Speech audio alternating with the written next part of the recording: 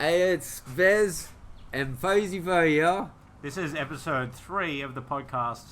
Think we're talking shit.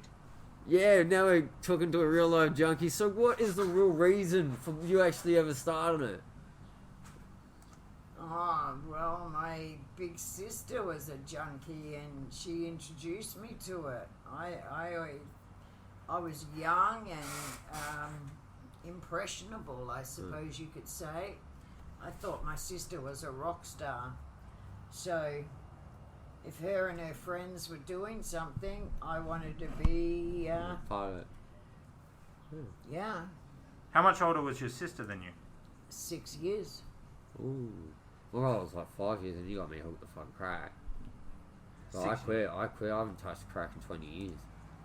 I haven't like it. Well, are we talking to you or are we talking to me? We're talking to you because I'm just trying to find out what makes it tick for you. It's like so we can like maybe I don't know, draw some more customers or get rid of some customers. Don't make a difference to me. I just want the hits on the line. Like yeah, so what grade of school did you actually see this sort of stuff? Like was it impressionable on your school friends or was it just you? No, it was just me. I left school early at 16 and travelled to Western Australia to Perth, and I hadn't seen my sister in about 5 years, and I caught up with my sister in Perth, and I was away from mum and dad and away from my family and my friends, and so I did what my sister was doing, and I was only 16. If you could go back and change it all, would you? No. There you go. 16 years old. Quite good. That's honesty. That's brute honesty. There's some things I'd change, but change it all, no. Yeah. Wow. So, what was the method? What was the main method when you were young on being able to get like to any form of narcotics? Like Main method. the main method. No, I'm not. I can't think of the words to explain it. It's really hard to explain. What was the main the main thing that made you the first time try drugs other than your sister? Did you do that before, like pot or anything like that?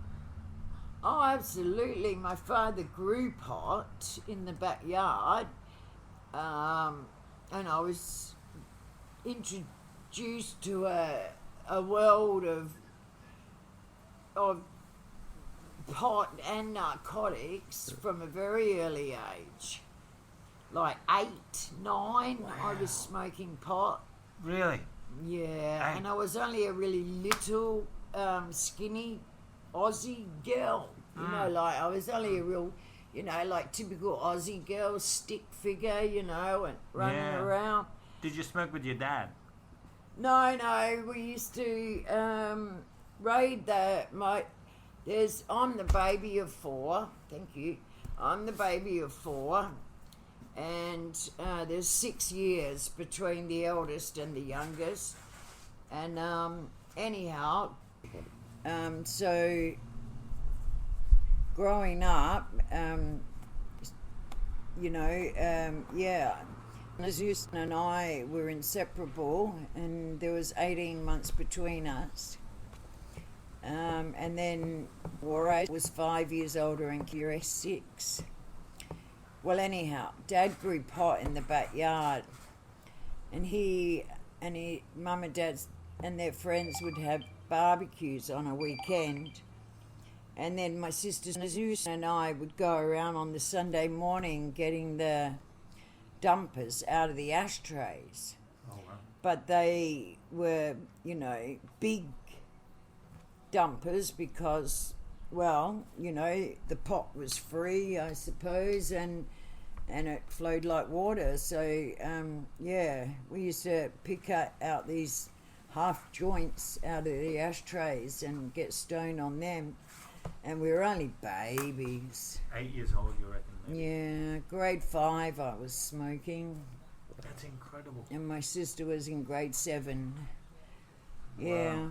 And then by, 14, I was snorting coke. Was that hard to get your hands on? No, because the guy was fucking at the time, he was taking advantage of the situation, so to speak. Mm.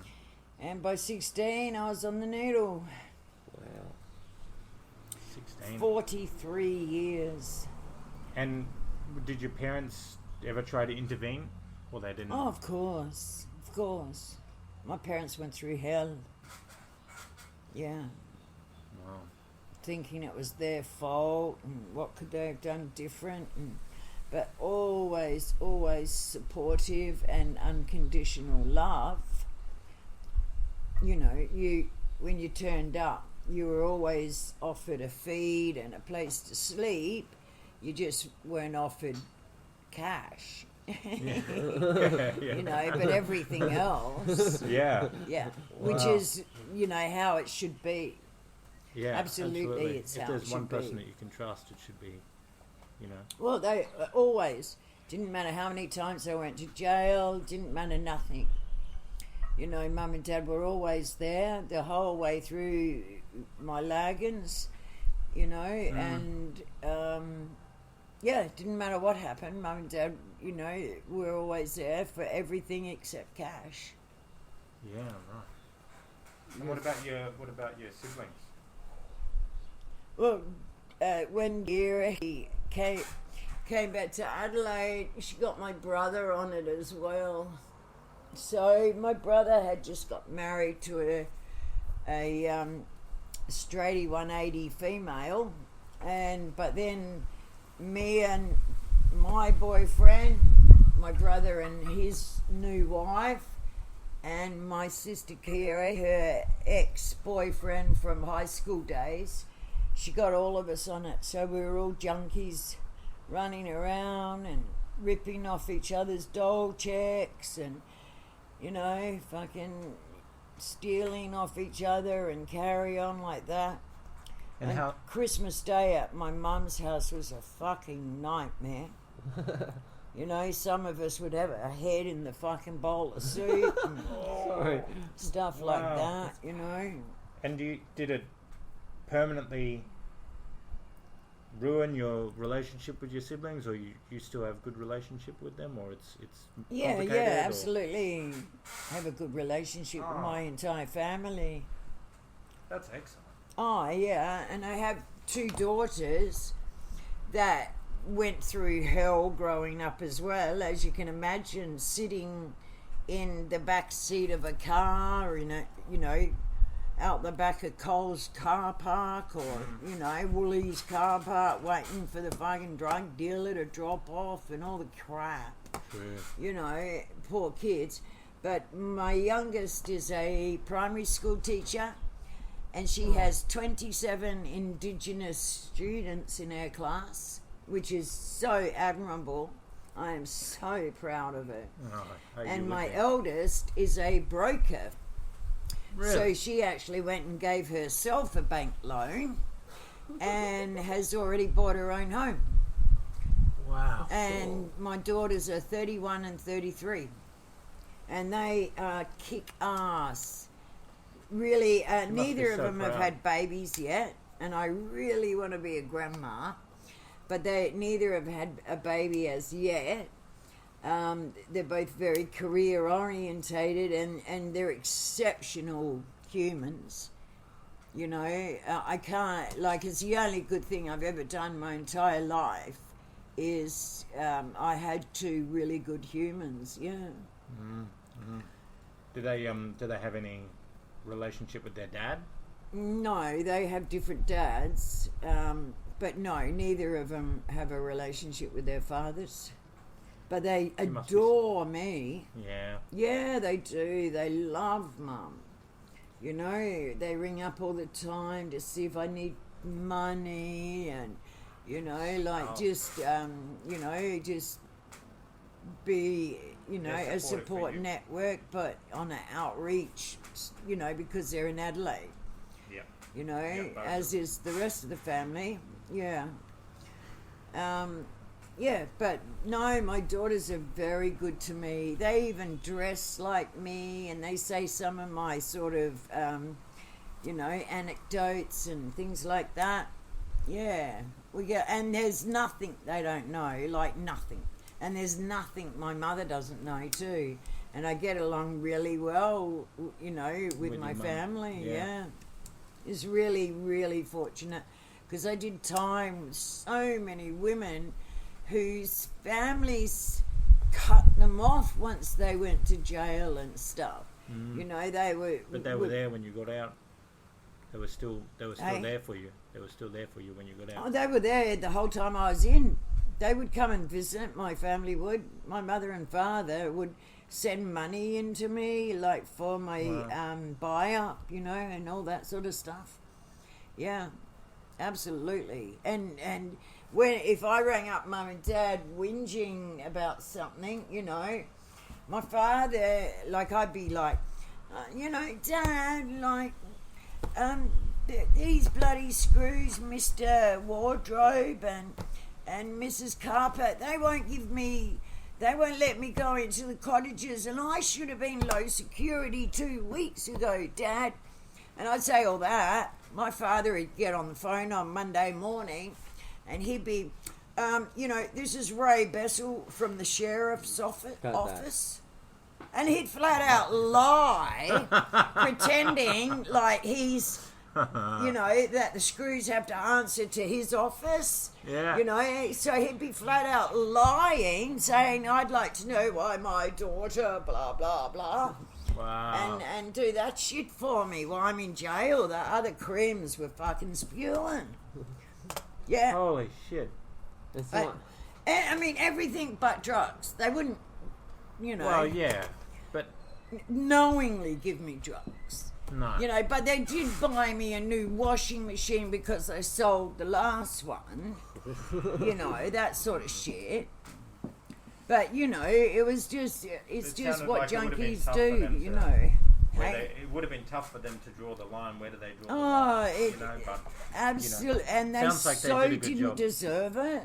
They were really good parents. I never seen my father raise his hand to his wife or any of his children. You know, like, he never even swore in front of Susan and I. He swore in front of my brother when they were at the football. But, you know, like, I was his baby, and he bought car after car for me, and I'd prang them because I'm on so many drugs I'd fall asleep behind the wheel and prang the car, put it up a Stobie pole, you know, or whatever you guys call it, electric pole or whatever you call it. But anyhow, in Adelaide it's a Stobie pole. So, you know, and then he'd buy me another one, you know, stuff like that, yeah. And, you know, then I'd go out and buy myself a motorbike, and he would say, you know, well, at least, you know, it keeps you awake, you know, riding the bike. But, like, I'd pull up at the lights and be so out of it, I'd forget to put my foot down. So I'd just roll over, you know. and then you got to get from under the bike and start looking around like this. Come on, cunts, you know I can't pick it up. Somebody help me. You know, otherwise we're not going when it turns green. I got a couple of questions for that. One is, what is your opinion on having a shooting gallery in this town, and don't say the town? What is your opinion? Don't say the town. Yeah, don't say the town we're in, because we'll cut it. We'll have to cut all the names. Don't say what town. We have to cut all the town names. He doesn't want any identifying information on the podcast. Well, I've already said I'm from Adelaide. No, that's alright. That's alright. It's alright. It was like, that's not where we are. That's alright. That's far I've been away. to the gallery in Sydney. No, I was wondering about what would your opinions be on one starting up here in this town. Well, I obviously would think it's a good thing. Of course I would. So yeah, because people are idiots. Like, let's face it, you don't meet many people that are a 43-year veteran. Because we're dead. Because idiots go around shooting up on their own when they should have a buddy, you know, for the overdosing side of things. And that's what the gallery is for, is it? yeah, I don't know. gallery is usually where people It's come harm to minimisation, isn't it?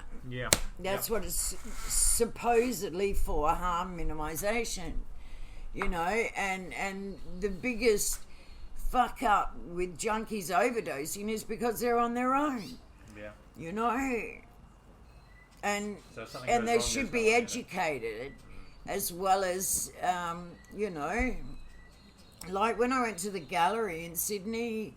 This is years ago now, though. It'd be about 15 years ago, but still, it was Sydney, and the gallery's on the main drag of the Cross. You know, so anyhow, the boyfriend says to me, you know, let's go to Sydney and see my sister. So I said, oh, okay, but I want to go Mardi Gras weekend. And he thought Mardi Gras weekend was about gay guys, you know,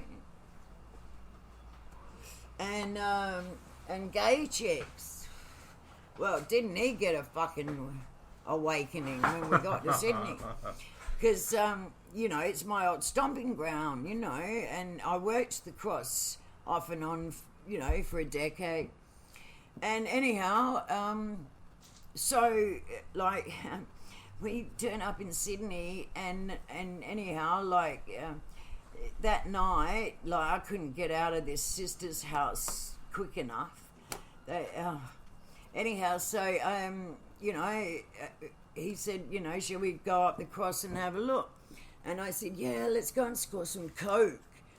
And he's like, what, do you still know people here or something? And I'm like, no, but come on, I'll show you. So we went up the Cross, right?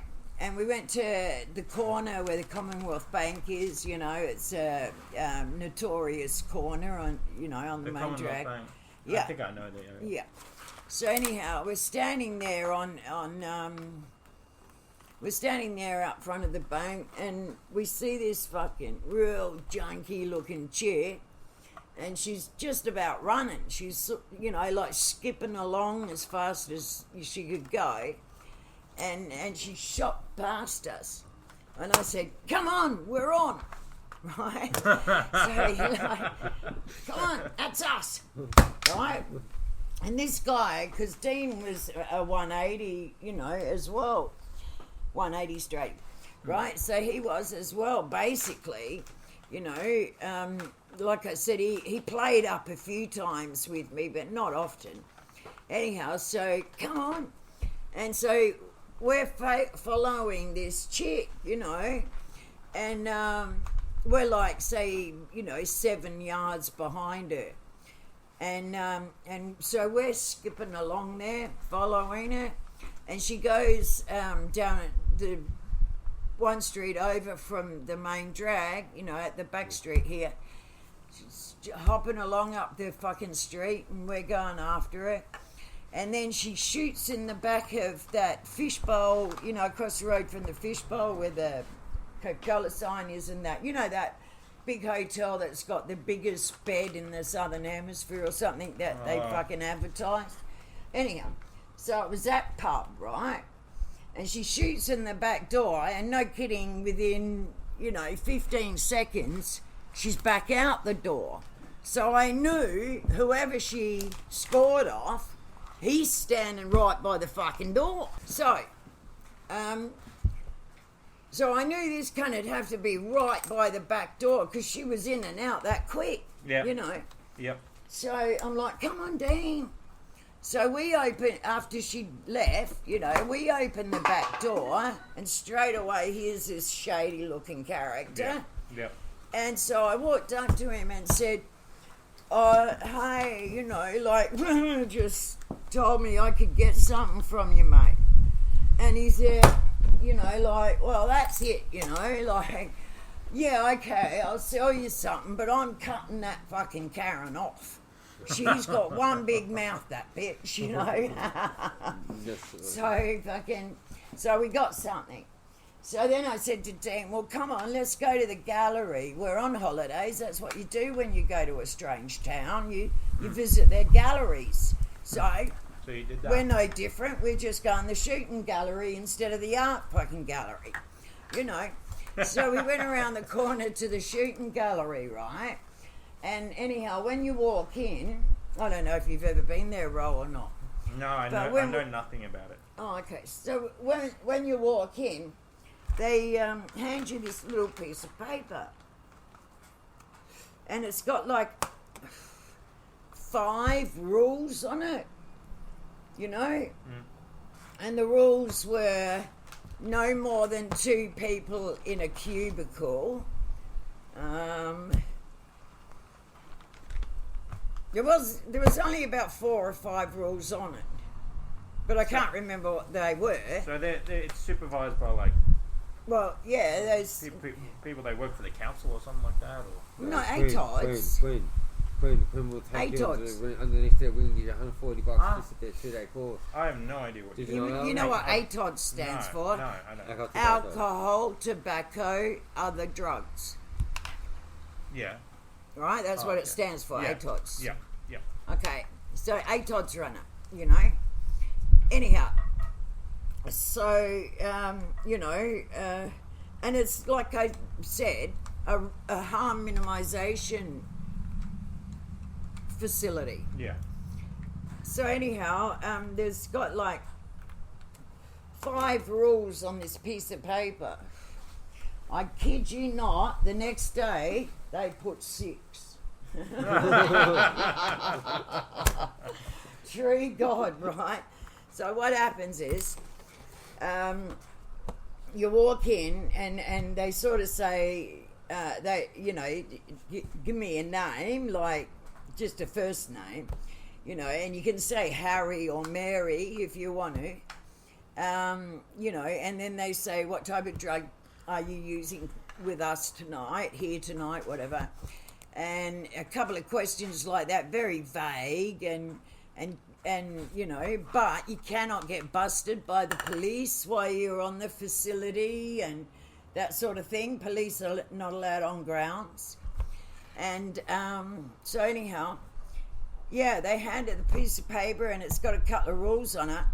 Well, they're sitting behind a desk here, and then there's about 5 little cubicles, so you've got your back to them. You know, Yeah, okay. They're here behind a desk, and I'm standing over here where the cubicle is, and they've got a chair with a desk area bit, and then it's just like those Centrelink border Yeah. boards, you Oh, know, okay. a carpeted board that, you know, comes Like up the sort of yay dividers. high. The divider things for the Yeah, cubicles, them. So, you know, and anyhow, when you sit down, there's, you know, your little bottle of clean water and a, you know, plastic spoon and a little bit of cotton wool and everything you need to have your hit. You know, the syringe and the medi-swab, that sort of thing. And so anyhow, so I mixed up this cocaine for the 2 of us. And then I dropped my pants to have my shot. And, well, fuck me, you know. You would have thought I'd pulled a gun out or something. Like, these people couldn't believe it. And I Surely thought... they would have seen something Well, like that. that's before. what I thought. I thought we're up the cross. We're in King's Cross, for God's sake. Don't tell me you've never seen anyone use their femoral artery before. I Like, see good shit. fucking ridiculous. I used to shit Well, on my they're car. vein, not artery, but yeah, they're femoral. But they hadn't. Nobody had ever done it in there. So they were gobsmacked when I dropped my pants. Yeah, so I reckon there was 6 rules the next fucking day. One other question for you before we finish this off. Basically, what is it like coming down all the time? How do you deal with it? Well, I found when I was used a long time ago, I couldn't deal with it. And that's what almost took me in. And then I went to a hypnotherapist and she changed everything. But like, what's it like for you when you have to come down? I try not to come down. Yeah, it's pretty much. I try my hardest not to. Like, you wake up pretty much hanging out every day of your life, but you know, try and save breakfast for yourself if you can. Yeah. You know, and I've gotten to the age where I really have to. I can't party one day and then wake up to nothing the next day because I'm just so old, man. Like, you know, I'm 59, but I'm sure that my body's 84. You know, like I've really thrashed it. I haven't treated it like the temple it should be treated. Have you tried those what do you call it? Like the blockers? Have you ever had a blocker? No, not interested. Yeah. Don't want to go there. I mean, I was on methadone for years and years, you know, and that. How did that go for you? Yeah, I love methadone. It's fucking wicked. But I always abused it. Like, I would, you know, double up and all that shit. Then on the days I didn't have any because I doubled up the other days, I'd go out and score heroin to compensate. Yeah.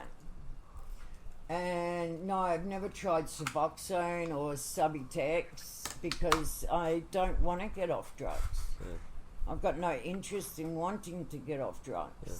I like going to the chemist, and my doctor writes for me because I said I want to stop whoring.